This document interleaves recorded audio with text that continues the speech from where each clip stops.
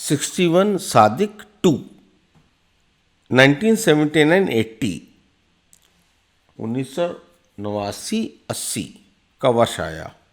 मुझे यूनिवर्सिटी छोड़े हुए लगभग 4 साल हो चुके थे, परंतु मेरे बहुत से मित्र अभी भी यूनिवर्सिटी में थे, कंपटीशन की तैयारी में लगे हुए थे।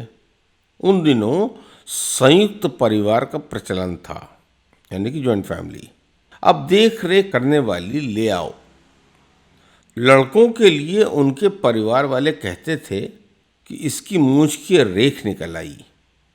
अब देख रेख करने वाले ले आओ। लव मैरिज का इतना रोग नहीं था, बल्कि ना के बराबर था।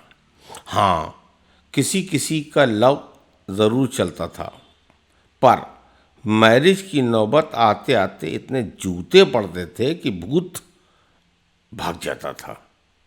शहर की आबादी इतनी अधिक नहीं थी। रिटायरमेंट के बाद लोग वापस अपने गांव में ही बसते थे। शायद ही कोई शहर में मकान बनवाकर बसना चाहता था।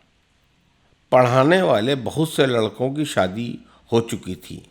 उनकी पत्नी गांव में ही रहती थी। कई के तो बच्चे भी हो गए थे।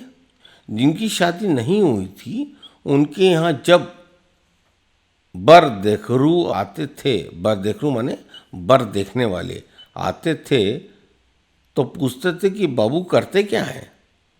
गौरवान्वित पिता कहते थे कि एमए करके लॉ करत हूँ वही है।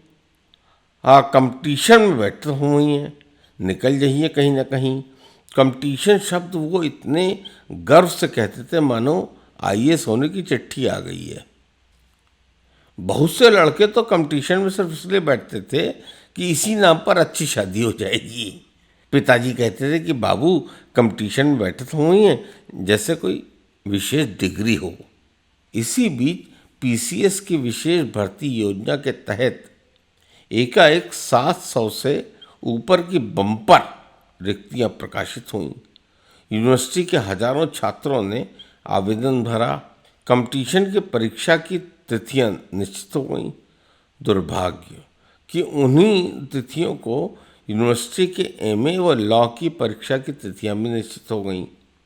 छात्र नेताओं की धमकी पर जिद्दी व सख्त वाइस चांसलर के कारण नेतागिरी धरी रह गई। अंत में थक हार कर परीक्षार्थियों ने न्यायालय की शरण ली। उन दिनों लड़कों से संबंधित मुकदमों के लिए बड़े वकील भी फीस नहीं लेते थे। मुझसे भी संपर्क किया गया तो मैंने एक बहुत बड़े वकील से बात की। बिना फीस लिए मुकदमा लड़ने को तैयार हो गए, रिट तैयार हो गई। यूनिवर्सिटी भी पूरी तैयारी के साथ लड़ने को आमादा थी। उसने भी अपना पक्ष रखने के लिए एक बहुत बड़ा वकील रखा। मामला सुनवाई के लिए 2 जजों के सामने, यानी कि डिवीजन बेंच के सामने रखा गया। बड़े जज के साथ पीठ में वे जज जूनियर सदस्य बनकर बैठे जिनके साथ यह हमारे सादिक मियाँ चपरासी कम ड्राइवर लगे थे। करीब 2 घंटे की सुनवाई के बाद सीनियर जज तो छात्रों के पक्ष में दिखने लगे, लेकिन जूनियर जज साहब ने ना में सर हिला दिया। वे जब एक बार ना में सर हिला देते थे तो हाँ में सर हिलवा दे पाना लगभग असंभव होता था। छात्रों की ओर से बहुत सारे सीनियर अधिवक्ता आ गए, परंतु ना में हिला सर, हाँ में ना हिला।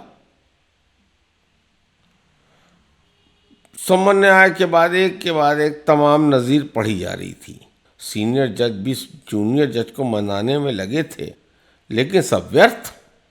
समय बीतता जा रहा था। परीक्षा एकदम सर पर आ चुकी थी। 2 दिन बीत गए। अधिकतर छात्र मुझे ही आकर के परेशान करते थे। मेरे लिए भी प्रतिष्ठा का प्रश्न बन चुका था, परंतु मैं इससे ज़्यादा कुछ भी नहीं कर सकता था। सुनवाई के तीसरे दिन मैं काफ़ी निराश होकर कोर्ट पहुंचा। वहाँ पहुंचते ही सादिक मियाँ ने आकर सलाम किया और कहा, भैया 6 लाख गंडे दे दीजिए। समझ में आया? भैया 16 गंडे दीजिए। 16 गंडे माने 16 आने। मैंने उन्हें 1 रुपया का नोट दे दिया। 16 आने माने 1 रुपया। सादिक मियाँ ने कहा, सलामत रहिए, आज स्टे हो जाएगा, आज स्टे हो जाएगा। मैंने पूछा, अम्मा कैसे कह रहे हो सादिक मियाँ? सादिक मियाँ बोले, मैंने कहा तो हो जाएगा। कल मैं छाप को लेकर उनकी कार में जा रहा था। रास्ते में मैंने छाप से कहा, छाप, लौंडों का मामला है, स्टे दे दीजिए, वरना मैं नहीं जानता यहीं आपकी गाड़ी होगी और लौंडे यही हजरतगंज की सड़क पर गाड़ी की छत नीचे होगी और पहिए ऊपर, और लौंडे पहिया नचा रहे होंगे। और थोड़ी देर के बाद छात्रों के पक्ष में आदेश हो गया। बड़ी पुरानी बात है ये, समझ लीजिए।